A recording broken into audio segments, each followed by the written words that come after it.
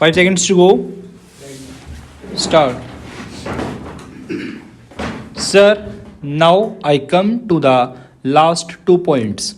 The finance minister has announced modification of section 115 to export companies. While it will and it is a welcoming thing, again this whole scheme of minimum tax is counterproductive and pernicious. What was the scheme? Investment allowance was given. Some companies grew in size 8 times, 10 times, and did not pay tax because they took advantage of these provisions. Now there was an uproar, and you said that whatever our profit, 30% we have to pay. You said investment allowance will not be there, and instead, if you deposit money with IDBI, that much rebate you will get. What happens in practice? The Indian companies, the efficient companies, the growing companies are companies which are hit. Who has got spare money to put with the IDBI? Only the multinational companies would do that because they have no intention of growing. They have no interest in the Indian economy. They have only interest in computers and Pepsi Cola. They are not interested in employment.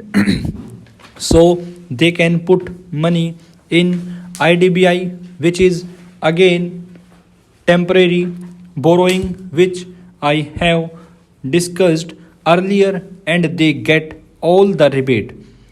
An Indian company is committed to India, committed to employment growth, and it is put to disadvantage. This provision of investment allowance under section 115, the finance minister has reconsidered only for export companies.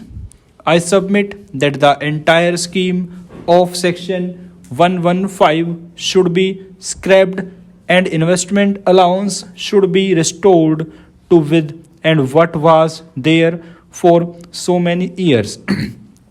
It has stood the test of the time. This idea was companies stand to lose and the foreign companies stand to gain. This is no use. You must have a total relook at this scheme. I want to say two more things. The finance bill has got a lot of provisions which are supposed to be novel, like uniform accounting. Some bureaucrats from somewhere has come out. What is uniform accounting here? It means that everybody must have the same accounting year. It makes so and no sense in a time when computerization is there, in a time when each tax assessee is given a code number and cross checking can be done. Sir, it makes no difference to me as a private entrepreneur, but it makes difference to me as member of parliament. Our tax system will be under severe strain. The quality of assessment will go down further. Tax evasion will become more rampant. These are all the things that are going to happen, and they are the most pernicious and pernicious things. Certain corrupt officials will wield more powers. It is totally uncalled for. These kind of refinements, as they call them, are totally uncalled for. The real objective of the direct tax bill should be a effectively collect tax in a simple way. I will give some more examples of the changes made in this finance bill. For instance, the finance bill The budget proposal said that for alcohol and scrap, 60% of the sale value will be counted as income. After a lot of noise, the finance minister has been kind enough to bring it down to 35% or 40%, but I went and I want to know why alcohol. What will happen in a mechanism like this is that the sale proceeds will be shown at a lesser value and the government will not get the tax. This kind of refinements are not understood. They are arbitrary. Why cannot the income tax officer do an assessment for which he is paid? It is wholly uncalled for. I request section 44 AC should be totally deleted. It is a pernicious section. Finally, I come to a point of search, seizure, and raids, popularly called raids, and enforcement machinery.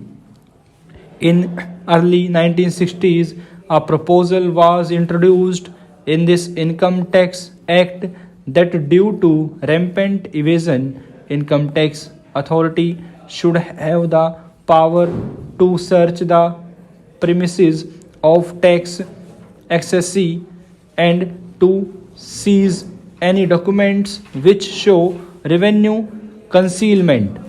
Sir, I would like to know from the finance minister the total amount spent on searches and seizures in the last 27 years and the total revenue, if any, the government was able to get as a result of these searches and seizures.